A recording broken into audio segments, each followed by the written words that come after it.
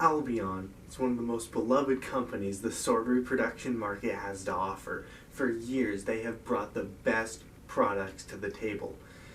The only problem is they're expensive. There is one line that they have to offer, though, that isn't as pricey as the others.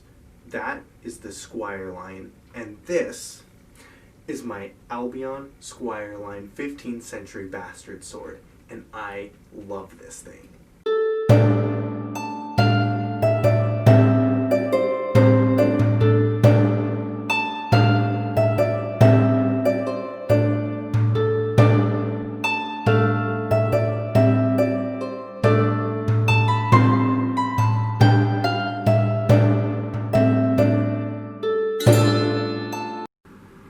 The Type 15 was developed during an age when armor was improving, and it was improving fast.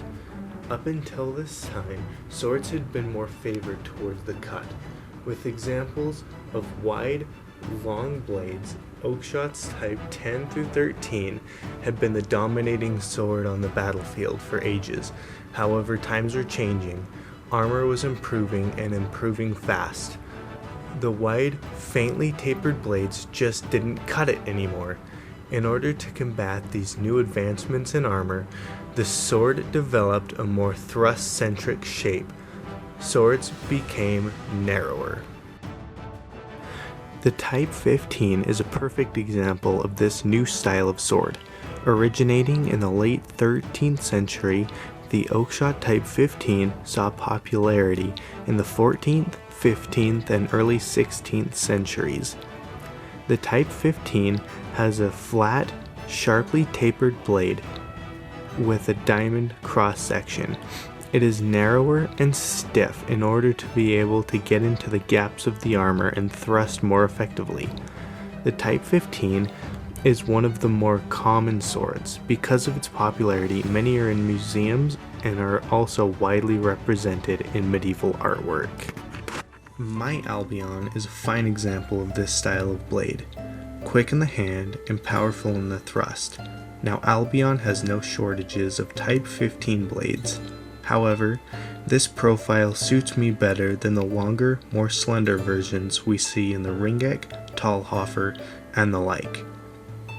The Type T scent stopper pommel just makes the sword that much better, and crowned with a clean peen, it just looks amazing.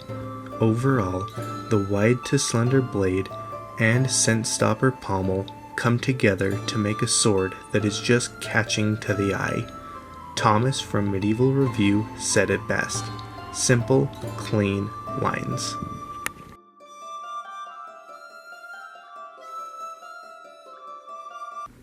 As stated before, this is a thrust-centric sword, meaning it loses a lot of power in the cut. It tends to send the water bottles flying a bit more than a wider sword would. However, what it lacks in the cut, it makes up for in the thrust. I barely feel anything as the blade enters the water bottles.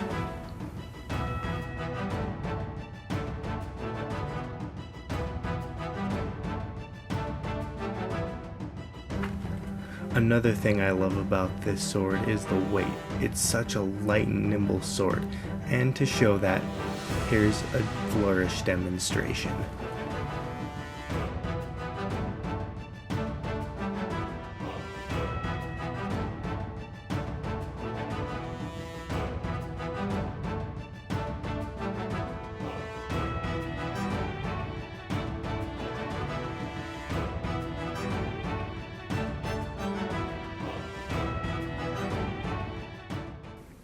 One complaint I've seen about the Squire line is the fact that when you get it sharpened, it comes with a secondary bevel.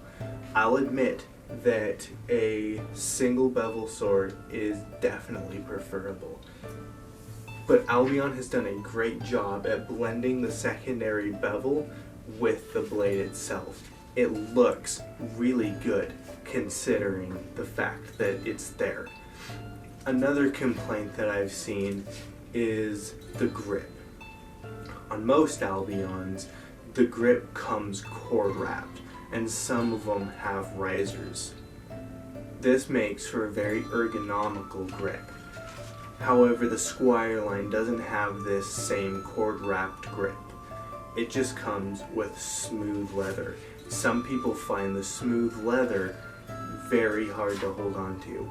I haven't had this problem, however. I've actually found that the smooth grip is pretty easy to hold on to. The thing I can't get over is the price. This is just so much sword for what you end up paying for it. I think I paid just about $600 for this sword, and that includes the sharpening process. I would seriously recommend the Squire Line to anyone in search of a sword that can't afford the expensive next generation line. This sword is just on another level compared to its cheaper counterparts. If you're in the market for a Type 15 sword, I highly recommend this one. The Albion Squire Line 15th Century Bastard Sword. Thank you for watching. See y'all next time.